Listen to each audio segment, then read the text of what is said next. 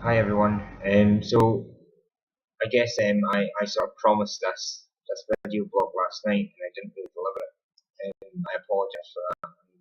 The reason I didn't deliver it was, as you all know, if you've read my blog, I'm in India just now, and I have spent the last 3 hours last night trying to get rid of a lizard that was in my room, which for me as a person is absolutely terrifying. Even though they're not harmful, and people say they're good luck. I wanted it out of my room before I went to sleep. And these little guys are fast, I tell you. So I had to chase that around my room for a hell of a long time before I could even think about posting a video. And then when I did eventually get rid of it, I was tired, so I wanted to go to sleep. So I guess that I'm here more to introduce myself and the purpose of why I decided to create a blog and why I think it will be of benefit to other people. Let's start with the who I am. My name is Stuart Walker. Stuart James Walker, if you want to be very formal. I grew up in a town in Scotland all my life, a village outside of a town actually. I live with my mum, my dad, and I have a very close family close to me. I have a sister, a niece, a nephew, a brother-in-law, two grands, a grandfather, an auntie, and an uncle, all within walking distance of my house. So I've lived a pretty good life in terms of having people around me and people supporting me around me. I currently work in the call centre industry as a customer experience manager. However, most of you will recognise that as an operations manager. As part of that, if you've read my blog, you'll understand that I was given an opportunity to go to India and work, which I jumped at and took. This was last year. During that time, I met my partner, Rohanit, who I've now been with for nearly 6 months. About 4 months ago, after we had our first sexual contact as such, about 2 weeks after that, he was diagnosed with HIV and syphilis. About a month and a half after that, I got tested in India and it all came back negative, which was good. And then about a month later, I got tested again, so this was still within the window period of HIV, and it came back negative yet again. When I went back to the UK for a 2-week break, I decided to get a full sexual checkup, just in case. And the HIV test and syphilis test came back as positive. So I guess when you see 2 negative results and then eventually you get that positive, you don't really know what to feel at that time. And I'm not going to judge anyone's reactions to getting that news because absolutely everyone's reactions are different. My reaction to it was very standoffish and okay, I'll come and see you tomorrow, we'll deal with it then. The first person I told that I had HIV was my mother, who was very supportive and said she would attend any appointments with me, everything like that. The issue I had was 2 days after I was diagnosed. Unfortunately, I had to fly back to India to work, so I had a choice to make whether or not I stay in the UK and sort everything out, or I get on with my life and choose my career. I chose the latter, and when I told the specialist nurse and doctors, they were against it initially, but thankfully, thanks to them, they rushed through what we call a CD4 count. In layman's terms, a CD4 count is how many white blood cells as such that are fighting the virus you have in your body at the time.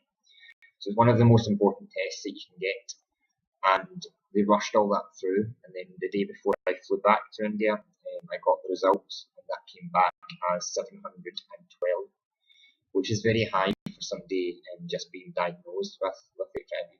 So they were happy to fly back, happy that I don't have to start treatment anytime soon.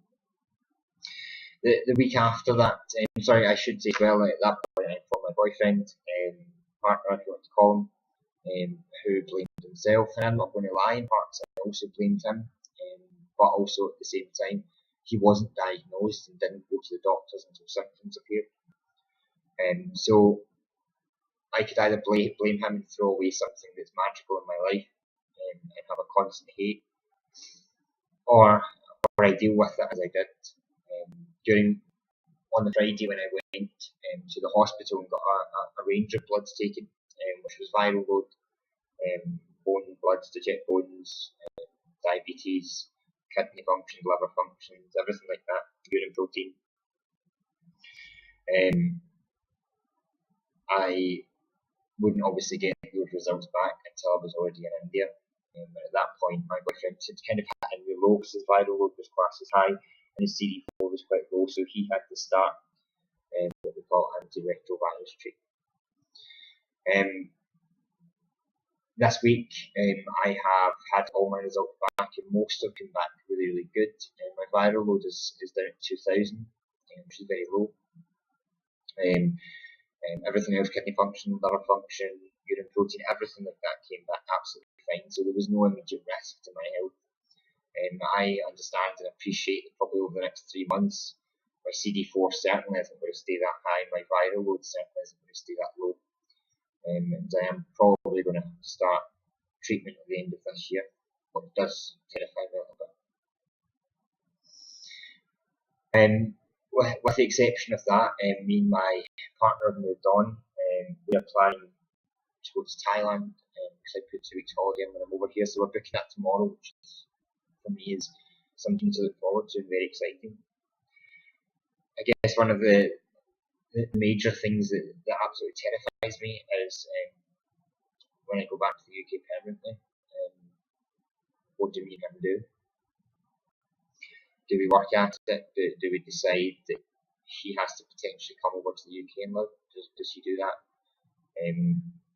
Do I leave my job and go and stay with him? No, I couldn't, because I couldn't obviously live in India. So that terrifies me a little bit, and I think about it probably every single day for about 30 minutes. And I guess as that time to September the 7th, when I leave, comes closer, I'll think about it a little bit more. Especially if I'm told that news that I'm not coming back. On top of that, my mother's obviously very worried about me and my health. The other thing was the syphilis. It was very primary syphilis, so one shot of penicillin in the butt apparently cured that. And let me tell you, it's not a pleasant thing to get. So that's sort of my story so far and where I'm at with that. And I guess the last part of that says is, why am I doing this vlog and why have I decided to do it? Well, I guess, as I said, everyone has different reactions, and I appreciate that when someone's told that news, they think their life is over. Possibly I've not went through the full range of emotions yet of actually having that, which is something else which might be a possibility. I've mainly done this vlog to hopefully inspire and motivate others that even from day 1 or from day 2, when you get that news, it can be looked at as life goes on. My business uses BAU quite a lot, which is business as usual. That is. And okay, some things change. You have to think about future partners. You have to think about the fact that if you're straight or you're heterosexual, you could infect children. Every single one of them options, so you're heterosexual, you could infect children. There are procedures to collect sperm now, which means that you potentially won't infect children. Finding love for an HIV person, if it's true love, it doesn't matter what label you have attached to you. If that person decides against you because you've got HIV, then that person shouldn't be with you. It's as simple as that. Everyone has issues. Everyone has a story to tell. This is just one of my stories to tell. And I hope over the years that I share all of my experiences, go through any kind of treatment that I'm going through or any kind of low points that I'm going through, that I can come on here and talk to, in essence, a camera, I guess, and feel a little bit better about it. I'm positive on life. I'm positive on most things because I'm a very positive person. And for me, life goes on. HIV is a label, and for a lot of people who may have had a tough time growing up because they were classed as gay, then gay, straight is a label, HIV positive, HIV negative is a label. It's your perspective and how you look at it. I think I will probably have another range, have some more emotion, be emotional as such. There are some nights when I'm watching a film that I watched Disney's Frozen the other night there, and I just burst into tears at the end of it. And it's not even a sad film; it's a happy film. But it was more about the fact that they had love at the end of it, and those thoughts start to go through your head that what if I never find it? That lasted 15 minutes until I thought exactly what I said 3 minutes ago, that if it's true love, it will be there. If it's not, then the person's not right for you and you have to keep it. The most important thing is your health, and looking after yourself and ensuring that you live a full life. Other things that obviously I know begin through people's heads that are newly diagnosed with HIV is that what if I never find anyone, all my family die and I'm left to die alone? It's a very true point. But there is somebody that can obviously make a change to that, and that person's you. Either make that change or don't. God, just give me 2 seconds. Either make that change or don't, guys. I'm going to hopefully post a video blog at least once a week. And please share the blog, constantly share the blog. Follow me on Twitter as well. It's at MyLifeWithHIV.